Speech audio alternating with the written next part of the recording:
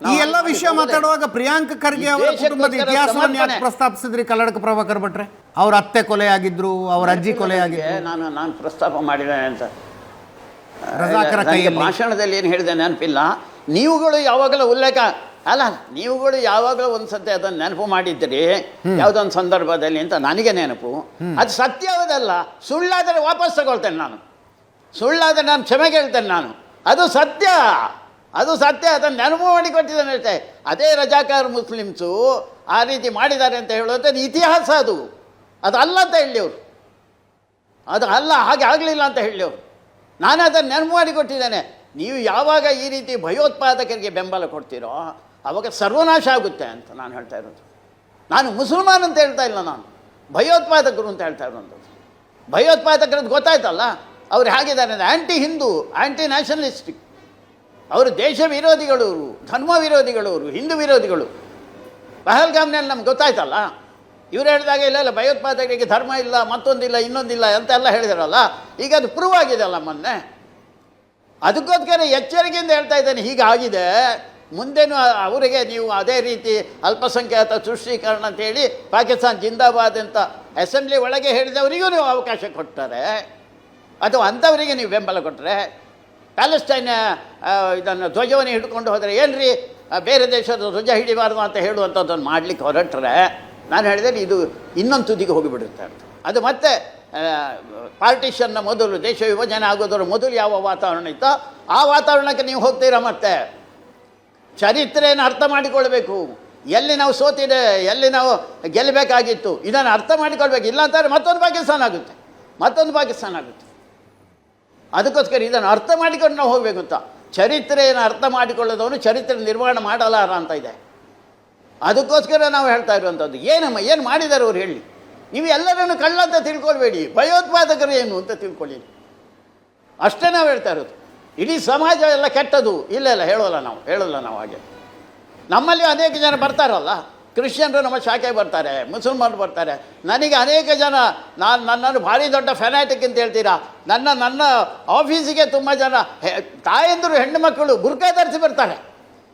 ನಾವು ಅನೇಕ ಜನ ನಮಗೆ ದೋಷಿಗಳಿದ್ದಾರೆ ಮುಸಲ್ಮಾನರು, ರಾಷ್ಟ್ರೀಯ ದೃಷ್ಟಿಕೋನದಿಂದ ಇದೆ. ಅದನ್ನು ಕಲ್ಲಡ್ಕಕ್ಕೆ ಬನ್ನಿ, ನೀವು ಕಲ್ಲಡ್ಕ ಬಂದಾಗ ಏನು ಹೇಳ್ತಾರೆ ಕೇಳಿ ನನ್ನ ಬಗ್ಗೆ. ನಾನೇನು ಅಹಂಕಾರದಿಂದ ಹೇಳ್ಕೊಳ್ತಾ ಇಲ್ಲ, ನಮ್ಮ ಬಗ್ಗೆ ಹಾಗಿಲ್ಲ ಅಂತ. ನಾವು ಯಾರಿಗೆ ಹಾಗೆ ಸುಮ್ಮನೆ ಅನ್ಯಾಯ ಮಾಡಲಿಕ್ಕೆ ಹೋಗಲ್ಲ ಅಂತ. ಅನ್ಯಾಯವನ್ನು ರೆಸಿಸ್ಟ್ ಮಾಡ್ತೇವೆ ನಾವೀಗ. ಒಂದು ಕಾಲದಲ್ಲಿ ಹಿಂದೂ ಓಡ್ತಾ ಇದ್ದ, ಅವರು ಹೊಡೆದರೆ ಬಡಿದರೆ ಕಲ್ಲು ಬೀಸಾಡಿದರೆ ಓಡ್ತಾ ಇದ್ದ. ಈಗ ನಾವು ತಿರುಗಿ ನಿಂತು ಕೇಳಲಿಕ್ಕೆ ಪ್ರಾರಂಭ ಮಾಡಿದವ್ರೆ, ಯಾಕೆ ಹೊಡಿತೀರಾ ಅಂತ. ಇನ್ನೂ ಹೊಡಿಲಿಲ್ಲ ರೀ ಅಜಿತ್ರೆ, ಇನ್ನೂ ಹೊಡಿಲಿಕ್ಕೆ ಹೋಗಲಿಲ್ಲ. ನಾವು ಸುಮ್ಮನೆ ಕೇಳ್ತಾ ಇದ್ದೇವೆ, ಅಲ್ಲ ಯಾಕೆ ಕಲ್ಲು ಬೀಸಾಡ್ತಿದ್ದೀರಾ ಅಂತ ಅಷ್ಟೇ ಕೇಳಿದ್ದೇವೆ ನಾವು. ಈಗ ಮೊನ್ನೆ ಮದ್ದೂರಿನಲ್ಲಿ ಆಯಿತು, ಪುನಃ ಗಲಾಟೆ ಮಾಡಿದೆ ನಾವು. ಇಲ್ಲ ಯಾಕೆ ಹೊಡೆದ್ರಿ ನೀವು ನನಗೆ ಹೇಳಿ, ನಮಗೆ ರಕ್ಷಣೆ ಬೇಕು ಅಂತ ನಾವು ಜನ ಸೇರಿರುವಂಥದ್ದು. ಇಲ್ಲ ನಾನು ಇದನ್ನು ವಿರೋಧಿಸಲಿಕ್ಕಾಗಲ್ಲ, ಮಾಡಲ್ಲ ನಾವು. ಅದಕ್ಕೆ ಎಚ್ಚರಿಕೆ. ಹಿಂದೂ ಸಮಾಜ ಎದ್ದು ನಿಲ್ಲ ಅಂತ ಆದರೆ ಎಲ್ಲರೂ ಹೊಡಿತಾರೆ. ಎಲ್ಲ ಜಗತ್ತಿನ ಎಲ್ಲ ದೇಶಗಳಲ್ಲಿ ದುರ್ಬಲ ದೇಶ ಯಾವುದಿದೆ, ದುರ್ಬಲ ಸಮಾಜ ಯಾವುದಿದೆ, ಅದನ್ನು ಹೊಡಿವೇರಿ. ಈಗ ಇಲ್ಲಿ ನಾವು ಕಾಣ್ತಾ ಇಲ್ಲವಲ್ಲ, ಯಾರನ್ನು ಬಲಿ ಕೊಡಿದ್ರಿ ನೀವು? ತುಂಬ ಬಾರಿ ಹೇಳಿದ್ದೀರಿ. ಹುಲಿಯನ್ನು ಬಲಿ ಕೊಟ್ರಾ, ಆನೆಯನ್ನು ಬಲಿ ಕೊಟ್ರಾ, ಕುದುರೆಯನ್ನು ಬಲಿ ಕೊಟ್ರಾ? ಆ ಕುರಿ ಯಾವ್ದಿದೆ, ಕುರಿಯನ್ನೇ ಬಲಿ ಕೊಡೋದು. ದೇವರು ಕೂಡ ಕುರಿಯ ಪರವಾಗಿ ನಿಲ್ಲಿಲ್ಲ, ದೇವರು ಕೂಡ. ಹಿಂದೂ ಸಮಾಜದ ಪರವಾಗಿ ಕೂಡ ದುರ್ಬಲ ಹಿಂದೂ ಅಂತ ಆದರೆ ದೇವ್ರ ಬಲ ಯದಾಸಿ ಧರ್ಮಸ್ಯ ಅಂತ ಗ್ಲಾನಿರ್ಬೋದು, ಅದೆಲ್ಲ ಆಗೋಲ್ಲ ರೀ. ಅದು ಸುಮ್ಮನೆ ಹೇಳು. ಬರ್ತಾನ ಈ ಸಮಾಜ ಹೀಗೆ ಹಿಡಿದ ಒಡೆದ ಸಮಾಜ, ಪರಸ್ಪರ ಜಗಳ ಮಾಡಿಕೊಳ್ಳುವಂಥ ಸಮಾಜ, ಸ್ವಾರ್ಥಿ ಸಮಾಜದ ಹಿಂದೆ ಕೃಷ್ಣ ಬರ್ತಾನ, ರಾಮ ಬರ್ತಾನ, ಈಶ್ವರ ಬರ್ತಾನ, ದುರ್ಗೆ ಬರ್ತಾಳ? ಬರೋದೇ ಇಲ್ಲ ಅವರು. ಹಿಂದೂ ಸಮಾಜ ಬಲಶಾಲಿ ಆದರೆ. ಮೊನ್ನೆ ಹೈಕೋರ್ಟಿನ ಸೂಚನೆಯ ಮೇರೆಗೆ ಚಿತ್ತಾಪುರದಲ್ಲಿ ಒಂದು ಶಾಂತಿ ಸಭೆ ಆಯಿತು. RSSನನ್ನ ಆ ಶಾಂತಿ ಸಭೆಯಲ್ಲಿ ಪ್ರತಿನಿಧಿಸಿದ ವ್ಯಕ್ತಿ ಒಬ್ಬ ದಲಿತರಂತೆ. ಎಂತ ಅಷ್ಟಗಿ ಅಂತ ದಲಿತರು. ಅಲ್ಲಿದ್ದಂಥ ದಲಿತ ಸಂಘಟನೆಗಳವ್ರು ಕೇಳಿದ್ರು, ಒಬ್ಬ ದಲಿತ ಆಗಿ ನೀನು ಹೆಂಗೆ RSS ಪರವಾಗಿ ಮಾತಾಡ್ತೀಯ ಅಂತ. ಅಂದರೆ ತುಂಬ ಜನರ ಮನಸ್ಸಿನಲ್ಲಿ RSS ಒಂದು ಬ್ರಾಹ್ಮಣವಾದದ ಸಂಘಟನೆ, ಬ್ರಾಹ್ಮಣರಿಂದ ನಡೀತಾ ಇರುವ ಸಂಘಟನೆ, ಅಲ್ಲಿ ಅಸ್ಪೃಶ್ಯತೆಯನ್ನು ಪೋಷಿಸಲಾಗ್ತಾ ಇದೆ ಅನ್ನೋದೊಂದು ಅಭಿಪ್ರಾಯ ಇದೆ. ಮನುವಾದವನ್ನು ಬೆಳೆಸಲಾಗ್ತಾ ಇದೆ. ಸತ್ಯ ಚರಿತ್ರೆನೇನು ಓದ್ಲಿಕ್ಕೆ ಹೋಗಲಿ. ಅದೇ ನಮ್ಮನ್ನು ಹಾಗೆಲ್ಲ ಮಾಡಿದ್ದಾರೆ. ಗಾಂಧಿ ಕೊಂಜವರು ಅಂತ ಮಾಡಿದ್ದಾರೆ, ಮನುವಾದಿಗಳಂತ ಮಾಡಿದ್ದಾರೆ, ಭಯೋತ್ಪಾದಕರು ಅಂತ ಮಾಡಿದ್ದಾರೆ. ಒಂದು ಸ್ವಲ್ಪ ಇವರು ಸತ್ಯದ ಕಡೆಗೆ ಹೋಗಲಿ, ಪ್ರಾಮಾಣಿಕವಾಗಿ ಇವರು ನಮ್ಮ ಚರಿತ್ರೆ ಓದಲಿ. ಗಾಂಧೀಜಿ ಬರಲಿಲ್ವಾ? ಗಾಂಧೀಜಿ ಒಂದು ಇಲ್ಲಿ ಅಸ್ಪೃಶ್ಯರು ಇದ್ದಾರೆ ಅಂತ ನೋಡುವಂಥ ಒಂದು ಪ್ರಯತ್ನ ಮಾಡಲಿಲ್ಲ, ಅವ್ರು ಸಿಕ್ಕಲಿಲ್ಲ. ಕೊನೆಗೆ ಅವರ ಹೆಸರು ಕೇಳಿದಾಗ ಯಾರ್ಯಾರು ಅಂತ ಕೇಳಿದಾಗ ನಾನು ಹಿಂದೂ ಅಂತ ಹೇಳಿದರು. ಅದಕ್ಕೋಸ್ಕರ ಇವರು ತಿಳಿಲೇಬೇಕು, ಯಾಕಂದರೆ ಅವನು ಸ್ವಲ್ಪ ಕರ್ರಾಗಿದ್ದಾನೆ, ನೋಡಿದಾಗ ಯಾರೋ ಒಬ್ಬ ಅಸ್ಪೃಶ್ಯ ಅಂತಾರೆ. ಅದಕ್ಕೋಸ್ಕರ ನಿನ್ನ ಅಪ್ಪ ಚಮ್ಮಾರನ ಅಂತ ಕೇಳಿದರು, ನಿನ್ನ ತಂದೆಯವರು ತೋಟಿ ಕೆಲಸ ಮಾಡ್ತಾರಾ, ಇದರಿಂದ ತಿಳ್ಕೊಂಡ್ರು ಅವರು. ಆದರೂ ಅವರು ಭಾರಿ ಖುಷಿ ಆಯಿತು ಅವರಿಗೆ. ಅವರು ಡಾಕ್ಟರ್ ಜಿ ಅವರಿಗೆ ಹೇಳಿದರು ಆಮೇಲೆ, ನಾನು ಏನು ಕಳೆದ ನನ್ನ ಜೀವನವನ್ನೇ ಹರಿಜನರಿಗೋಸ್ಕರ ಇಟ್ಟಿದ್ದೇನೆ, ನೀವು ಅದನ್ನು ಸಾಕ್ಷಾತ್ಕರಿಸಿದ್ದೀರಿ ಅಂತ. ಅಂಬೇಡ್ಕರ್ ಬರಲಿಲ್ವಾ? ಅಂಬೇಡ್ಕರ್ ಮೆಚ್ಚಿಕೊಳ್ಳಿಲ್ವಾ? ಎಲ್ಲಿದ್ದೀರಿ ನೀವು? ಹರಿಜನರು ಅಥವಾ ಈಗ ಹೇಳ್ತಾ ಇರುವಂಥ SC ಪರಿಶಿಷ್ಟ ಜನಾಂಗ ಯಾರ್ಯಾರಿದೆ, ಬೇಕಾದಷ್ಟು ಜನ ಇದ್ದಾರೆ. ನಮ್ಮ ಹಿಂದಿನ, ನಾನು ಹೇಳಬಾರ್ದು, ನಾವು ಹಾಗೆ ಯೋಚನೆ ಮಾಡಲ್ಲ, ಹಿಂದಿನ ನಮ್ಮ ಪ್ರಾಂತದ ಸಂಘ ಚಾಲಕರು ವೆಂಕಟರಾಮ್ ಅವರು ಅದೇ ಸಮಾಜಕ್ಕೆ ಸೇರಿದವರು. ಯಾವಾಗ ಅವರ ಘೋಷಣೆ ಆಯಿತೋ ನಾನು ಹೋಗಿ ಅವರಿಗೆ ಕಾಲ್ಮುಟ್ಟಿ ನಮಸ್ಕಾರ ಮಾಡಿದ್ದೇನೆ. ನಾನು ನೀವು ಎಲ್ಲಿದ್ದೀರಾ? ನಮ್ಮ ಸಮಾಜದಲ್ಲಿ ಅಂಥ ಎಲ್ಲ ಜನರ ಹತ್ರಕ್ಕೆ ಹೋಗ್ತೇವೆ, ನಾವು ನಮ್ಮ ಮನೆಗೆ ಹೋಗ್ತೇವೆ, ಅಂಥವ್ರ ಮನೆಗೆ ಹೋಗ್ತೇವೆ. ನನ್ನ ಮನೆಯಲ್ಲಿ 55 ವರ್ಷಗಳ ಹಿಂದೆ ಅಸ್ಪೃಶ್ಯ ಸಮಾಜ ಅಂತ ಯಾವುದನ್ನು ಗುರುತಿಸಾರೋ ಆ ಸಮಾಜದಿಂದ ನನ್ನ ಮನೆಗೆ ಟ್ಯೂಷನ್ಗೋಸ್ಕರ ಬರ್ತದೆ. ನನ್ನ ತಂಗಿಯಂದರು ಮನೆ ಒಳಗೆ ಟ್ಯೂಷನ್ ಕೊಟ್ಟಿದ್ದಾರೆ. ನಾವು ಇವತ್ತು ಅವರನ್ನು ಗುರೂಜಿ ಜನ್ಮದಿನ ನಮ್ಮ ಮನೆ ಒಳಗೆ ಕರ್ಕೊಂಡು ಊಟ ಹಾಕ್ತೇವೆ, ನಾವು ಒಟ್ಟಿಗೆ ಊಟ ಹಾಕ್ತೇವೆ, ನಾವು ಅವರ ಮನೆಗೆ ಹೋಗ್ತೇವೆ. ನಾವು ಎಲ್ಲಿ ಎಲ್ಲಿ ಎಲ್ಲಿ ಅಸ್ಪೃಶ್ಯತೆ ಪಾಲನೆ ಮಾಡ್ತೇವೆ ಅಂತ ಹೇಳ್ತಾ ಇರುವಂಥದ್ದು. ಎಲ್ಲ ಕಡೆಯಲ್ಲೂ ಕೂಡ ಇಡೀ ಸಮಾಜವನ್ನು ಒಟ್ಟಿಗೆ ತಗೊಂಡು ಹೋಗ್ಬೇಕು. ಭರಣಯ್ಯ ಅಂತ ಇದ್ದರು ಹಿಂದೆ, ನಿಮಗೆ ನೆನಪಿದೆ, 69ರಲ್ಲಿ ವಿಶ್ವ ಹಿಂದೂ ಪರಿಷತ್ತಿನ ಕಾರ್ಯಕ್ರಮ ಉಡುಪಿಯಲ್ಲಿ ಆಯಿತು. ಅಲ್ಲಿ ಹಿಂದವ ಸೋದರ ಸರ್ವೇ ಅಂತ ನಾ ಹಿಂದೂರ್ ಪತಿರೋಭವೇತ್ ಅಂತ ಹೇಳುವಂಥದ್ದನ್ನು ಸ್ವಾಮೀಜಿ ಹೇಳಿದ್ರಲ್ಲ, ಪರಮಪೂಜ್ಯನ ಗುರೂಜಿಯವರು ಕೂತಿದ್ದರು. ಆ ಕಾರ್ಯಕ್ರಮ ಮುಗಿದಾದ ಮೇಲೆ ಭರಣಯ್ಯ ಆವತ್ತಿನ ಪ್ರಿನ್ಸಿಪಲ್ ಸೆಕ್ರೆಟರಿ ಆಗಿದ್ದರಲ್ಲ, ಅಥವಾ ಅವರು ನಿವೃತ್ತರಾಗಿದ್ದರೇನೋ, ಆ ಸಂದರ್ಭ ಬಂದು ಆ ಗುರೂಜಿಯವರನ್ನು ಅಪ್ಪಿ ಹಿಡಿದ್ರು. ಎಂಥ ಒಂದು ದೊಡ್ಡ ಕೆಲಸ ಮಾಡಿದ್ದೀರಾ ನೀವು ಅಂತ. ಗಾಂಧೀಜಿ ಗುರೂಜಿಯವರು ಹೌದೌದು ನಾನೇ ಮಾಡಿದ್ದೇನೆ ಅಂತ ಹೇಳಿದ್ರ. ಮೈನಹಿ ತುಹಿ, ಸಂಘ ಯೋಚನೆ ಮಾಡೋದಿಲ್ಲ, ಸಂಘ ನಾನು ಮಾಡಿದ್ದು ಅಂತ ಹೇಳುವಂಥ ಅಹಂಕಾರವನ್ನು ಇಟ್ಕೊಂಡವ್ರು. ಒಂದು ಸಲ ನಾನು ಮಾಡಿದ್ದು ಅಂತ ಅಹಂಕಾರ ಏನಾದ್ರು RSSಗೆ ಬಂದರೆ RSSನ ವಿನಾಶ ಅಂತ ನೆನಪಿಟ್ಕೊಳ್ಳಿ. ನಾವು ಇಡೀ ಸಮಾಜದಲ್ಲಿ ಜನಜಾಗೃತಿ ಮಾಡ್ತಾ ಇರುವಂಥ ಕೆಲಸ. ಈಗ ಶತಾಬ್ದಿ ಬಂದಿದೆ, ಶತಾಬ್ದಿಯನ್ನು ಸಂಭ್ರಮ ಅಂತ ಯೋಚನೆ ಮಾಡೋದಿಲ್ಲ ನಾವು. ಎಲ್ಲ ನೋಡಿದ್ದೀರಾ ಶತಾಬ್ದಿ ಸಂಭ್ರಮ ಅಂತ ಬರೆದಿರುವಂಥದ್ದು?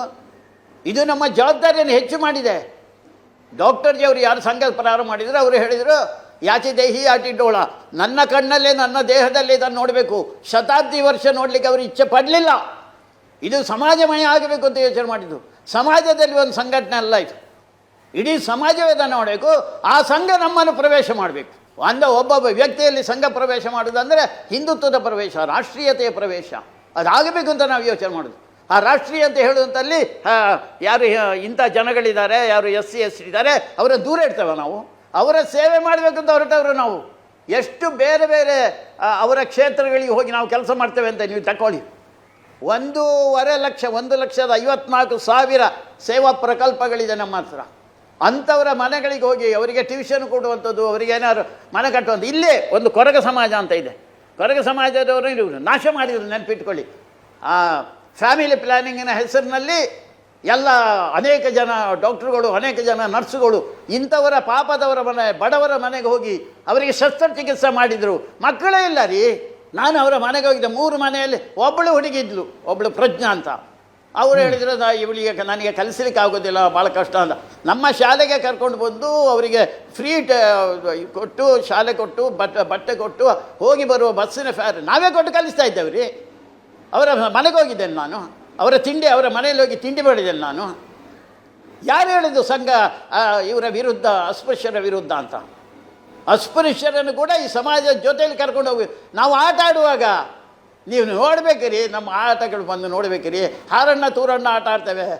ಅಲ್ಲಿ ಒಬ್ಬ ಹಾರಬೇಕು, ಒಬ್ಬನ ಮೇಲೆ, ಒಬ್ಬನ ಕಾಲಡಿಯಲ್ಲಿ ತೂರಬೇಕು. ಕಾಲಡಿಯಲ್ಲಿ ತೂರುವಂಥ ಮನುಷ್ಯ ಅಸ್ಪೃಶ್ಯ ಅಂತ ಆಗಿದ್ದರೆ ನಿಲ್ಲಲ್ಲ, ಅವನು ಹೋಗ್ತಾನೆ, ಅದರ ಕಾಲಡಿಯಲ್ಲಿ ತೂರಿಕೊಂಡು ಹೋಗ್ತಾನೆ. ನಾವು ಆ ರೀತಿಯ ಸಮಾನತೆ ಬೆಳೆಸಲಿಕ್ಕೆ ಹೊರಟಿದ್ದೇವೆ. ಸಂಘ ಸಮಾನತೆ ಕಡೆಯಲ್ಲಿದೆ. ನಾವೆಲ್ಲರೂ ಒಂದು ಈ ತಾಯಿಯ ಮಕ್ಕಳು ನಾವು ಅಂತ ಹೇಳುವಂಥದ್ದು. ಜಾತಿ ಯಾವುದೇ ಇರಲಿ, ಪಂಥ ಯಾವುದೇ ಇರಲಿ, ದೇವರು ಯಾವುದೇ ಇರಲಿ, ನಾವೆಲ್ಲರೂ ಒಂದು ಈ ತಾಯಿಯ ಮಕ್ಕಳು ಅಂತ. ಇದು ನಾವು ನೆನಪು ಮಾಡಿಕೊಡ್ಬೇಕಾದಂಥ ಅಂಶ. ಮುಸಲ್ಮಾನರಿಗಾಗಲಿ ಕ್ರಿಶ್ಚಿಯನ್ರಿಗಾಗಲಿ ಯಾರು ಇವತ್ತು ನಮ್ಮ ಚಿಂತನೆಯಲ್ಲಿ ಇಲ್ಲ, ಅವರಿಗೂ ನಾವು ಇದನ್ನೇ ಹೇಳ್ತಾ ಇರುವಂಥದ್ದು. ಈ ದೇಶವನ್ನು ಪ್ರೀತಿ ಮಾಡಿ ಅಂತ. ಈ ದೇಶವನ್ನು ಪ್ರೀತಿ ಮಾಡಿ, ಭಯೋತ್ಪಾದಕರ ಪರವಾಗಿ ನಿಂತುಕೋಬೇಡಿ. ಅನ್ಯಾಯ ಆದಾಗ ಅವತ್ತು ಕಸಬಿದ್ದಲ್ಲ, ಅವನಿಗೆ ಫಾಶಿ ಶಿಕ್ಷೆ ಆಯಿತು, ಸತ್ತೋದ. ಬೊಂಬಾಯಿಯಲ್ಲಿ ಲಕ್ಷ ಲಕ್ಷ ಜನ ಅವನ ಮೆರವಣಿಗೆಯಲ್ಲಿ ಸೇರಿದಾರಲ್ರಿ, ಅವರು ದೇಶಭಕ್ತರ ಅವರು. ನಾನು ಅದನ್ನೇ ಹೇಳ್ತಾ ಇರುವಂಥದ್ದು. ಅಂಥವ್ರು ಎಲ್ಲರೂ ಕಸಬನ ಪರ.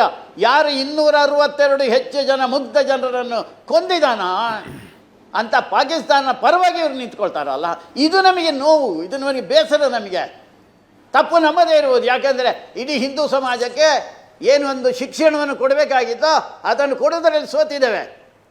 ನಾನು RSS ಅಂತ ಹೇಳ್ತಾ ಇಲ್ಲ, ನಾನು ಒಟ್ಟು ನಮ್ಮ ಸಮಾಜ ಆ ರೀತಿಯ ಹಿಂದುತ್ವದ ಪರವಾಗಿ ಒಂದು ಚಿಂತನೆಯನ್ನು ಕೊಡೋದು, ರಾಷ್ಟ್ರೀಯತೆಯ ಚಿಂತನೆಯನ್ನು ಕೊಡೋದಕ್ಕೆಗೋಸ್ಕರ ಸ್ವಾತಂತ್ರ್ಯ ಹೋರಾಟ ನಡೆದಿದ್ದು ಕೂಡ ದಾರಿ ತಪ್ಪಿಸೋದು.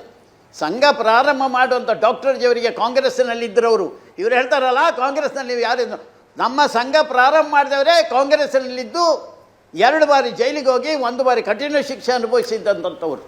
ಇವರಿಂದ ಹೆಚ್ಚು ಕೆಲಸ ಮಾಡಿದೇವ್ರಿ. ನಮ್ಮ ಸ್ವಯಂ ಸೇವಕರು ಆ ಚಳವಳಿಗಳಲ್ಲಿ ಭಾಗವಹಿಸಿದ್ದಾರೆ, ಯಾರು ಇಲ್ಲ ಅಂತ ಹೇಳ್ತಾರೆ. ಇವ್ರು ಮಾಡಿದಿರಾ? ಪ್ರಿಯಾಂಕಾ ಖರ್ಗೆ ಮಾಡಿದ್ರಾ? ಸ್ವಾತಂತ್ರ್ಯ ಹೋರಾಟ ಮಾಡಿದ್ರು ಅವರು. ಸ್ವಾತಂತ್ರ್ಯ ಹೋರಾಟದಲ್ಲಿ ಅವರೇನು ಧುಮುಕಿದ್ರಾ? ನಮ್ಮ ಹಿರಿಯರು ಮಾಡಿದ್ರು, ನೆನ್ಪಿಟ್ಕೊಳ್ಳಿ. 2ನೇ ಸ್ವಾತಂತ್ರ್ಯ ಹೋರಾಟದಲ್ಲಿ ನನ್ನಂಥವನಿಗೆ ಒಂದು ಅವಕಾಶ ಸಿಕ್ಕಿದೆ. 2ನೇ ಸ್ವಾತಂತ್ರ್ಯ ಹೋರಾಟ ತುರ್ತು ಪರಿಸ್ಥಿತಿ ಆಗಿರುವಂಥದ್ದು. 1,000 ಜನರನ್ನು ಬಲಿ ಕೊಟ್ಟಿದ್ದೇವೆ ನಾವು. ಅಂಥ ಪರಿಸ್ಥಿತಿ ನಿರ್ಮಾಣ ಆಗಿತ್ತು.